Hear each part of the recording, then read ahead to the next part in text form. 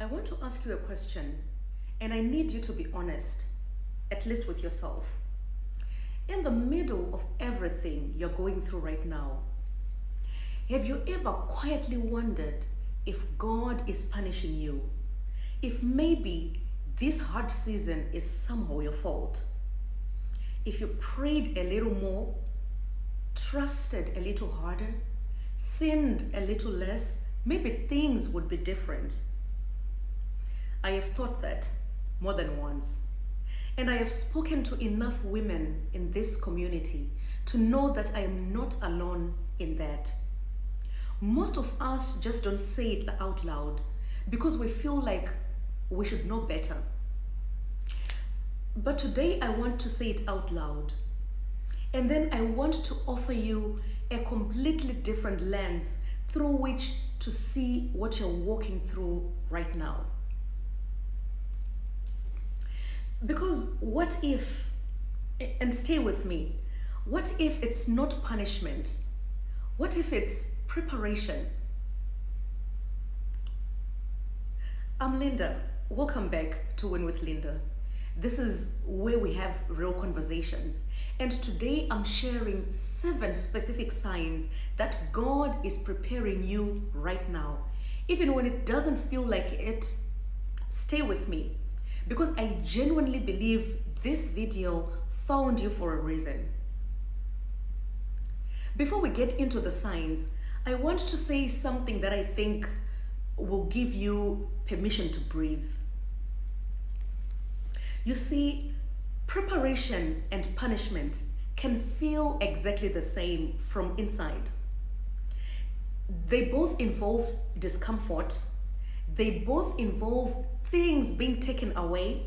They both involve seasons where what you hoped for, it hasn't arrived yet. The feelings are almost identical.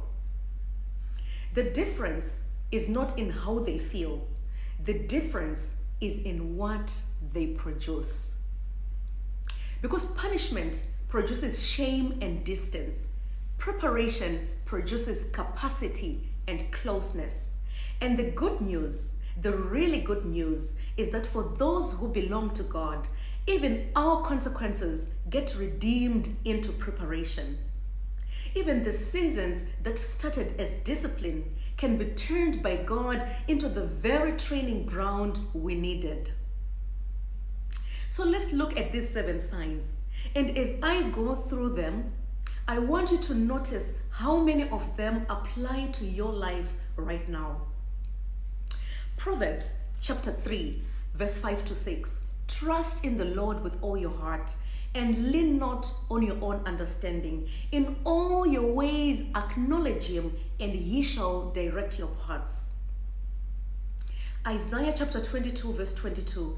The key of the house of David I will lay on his shoulder. So he shall open and no one shall shut, and he shall shut and no one shall open. The first sign is one that often feels like a failure, but it isn't. Doors are closing. Opportunities are falling through. Things you worked hard for aren't coming together, and you didn't do anything to cause it. Here's what I've learned. When God closes a door, it doesn't mean the journey is over. It means that particular path was not the right one for where he is taking you. You see, Proverbs says, trust in the Lord with all your heart and lean not on your own understanding. In all your ways, acknowledge him, and he will direct your paths. The word direct in the original Hebrew can also mean make straight or clear the way. So sometimes God clears the way by removing what looks like an opportunity. Because what looks like an opportunity to us might actually be a detour from where he is taking us. Let that sink in. If doors are closing around you right now, ask not just why is this closing, but what is being made clearer by this closing. Because sometimes the closing is the direction. Number 2, you feel a deep discomfort with where you are.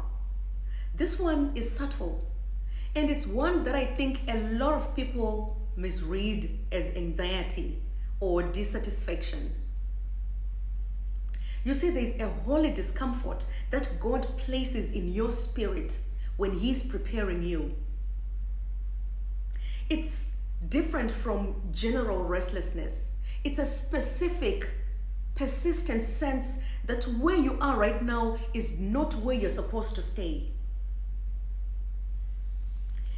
Hebrews tells us that no discipline feels pleasant at the time, but it produces a harvest of righteousness and peace for those who have been trained by it.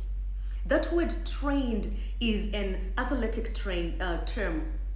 Athletes are trained through discomfort. The discomfort is not the enemy. The discomfort is the teacher. So if you feel a deep, unshakable discomfort with your current situation, and it won't go away no matter how much you try to settle into it, that might be God refusing to let you get comfortable somewhere He never intended you to stay. Sign number 3, God is pruning your relationships. This one is often the most painful and the most misunderstood as well. People who were once close to you are drifting. Friendships that felt important are fading. You might even feel like you're becoming more isolated, and you're wondering what you did wrong. In John 15, Jesus talks about the vine dresser, the gardener who prunes the branches, not because the branches are bad, but because pruning produces more fruit. The cutting is not punishment, it's cultivation. So when God is preparing you for something significant, He will often remove relationships that would distract you, dilute you, or drain the very energy that needs to grow into your preparation. This is not rejection, it is protection and direction. If you're feeling lonely in this season, I want you to hear this. God doesn't prune you to leave you empty. He prunes you to make space for what's coming. The loneliness of the pruning season is not permanent, but the fruit it produces is. Sign number 4, you've lost your appetite for old things. Have you noticed that some of the things that used to excite you just don't anymore? Places you used to love going, conversations that used to energize you, habits or environments that used to feel normal, but now feel wrong in your spirit.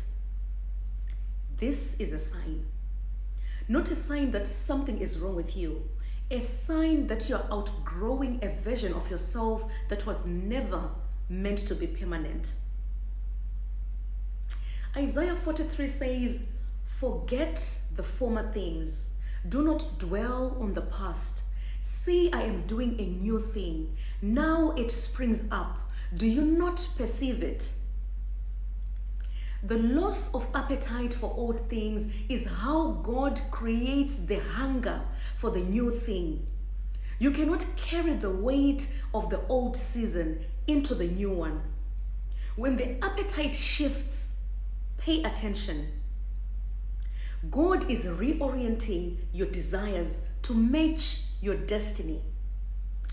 Sign number 5, your prayer life is deepening. This one is quiet but powerful. In preparation seasons, most people find that their prayer life changes. Not always that they pray more, but that they pray differently. The prayers become more raw, more honest, less polished, and more desperate. Less asking for things and more just needing to be in God's presence.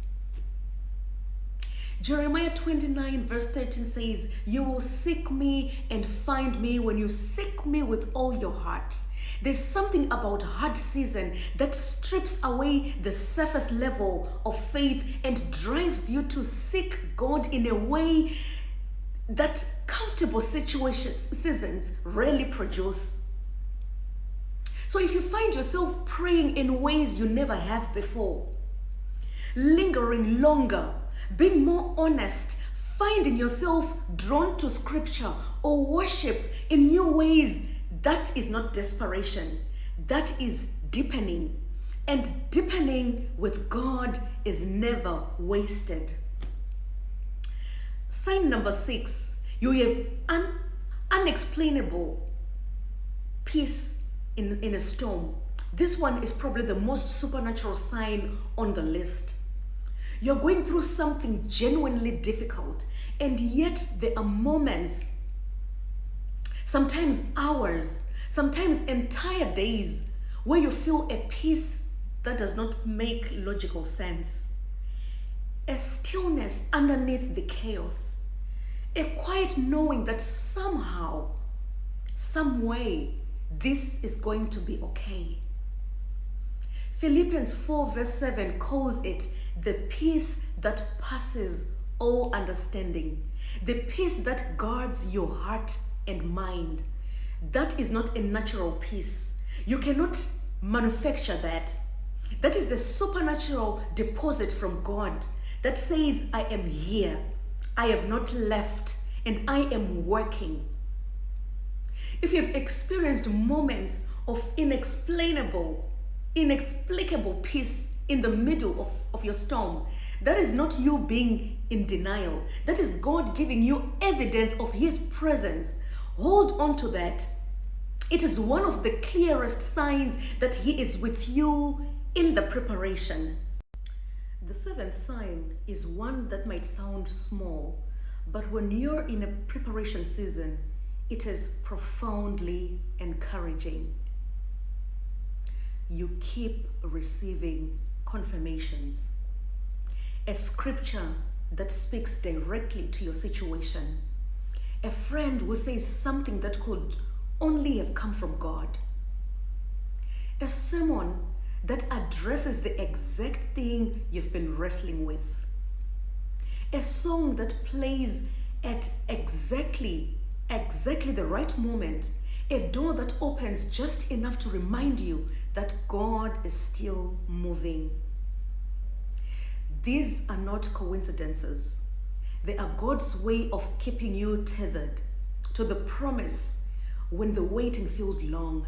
He knows you need reminders. He is not above giving them to you. When the confirmations keep coming, even in the midst of hard times, it means the promise is still active. The preparation is still happening. You have not been forgotten. So let's bring this all together. I don't want to just leave you with a list. I want to give you something to actually do with this. If any of these 7 signs resonated with you, here's what I want you to do this week. First, write down which signs apply to your life right now. Just naming them takes away some of their power to confuse you. What felt like random suffering starts to look like a pattern, and patterns tell a story. Second, find one scripture from this video that spoke to you and make it your anchor this week. Write it on a sticky note. Set it as your phone wallpaper. Say it aloud every morning. Let the word hold you when the feelings can't. And third, tell one person, not to perform your faith, but because speaking the truth out loud cements it in your own heart. Tell someone, I think God is preparing me. Even if you're not sure yet, say it loud and watch what happens to your perspective. Before I let you go, I want to pray something over you. Father, I thank you for the person watching this right now. You know exactly what they're going through. You know the doors that have closed, the relationships that have shifted, the discomfort they've been carrying. And I thank you that none of it is outside of your hands.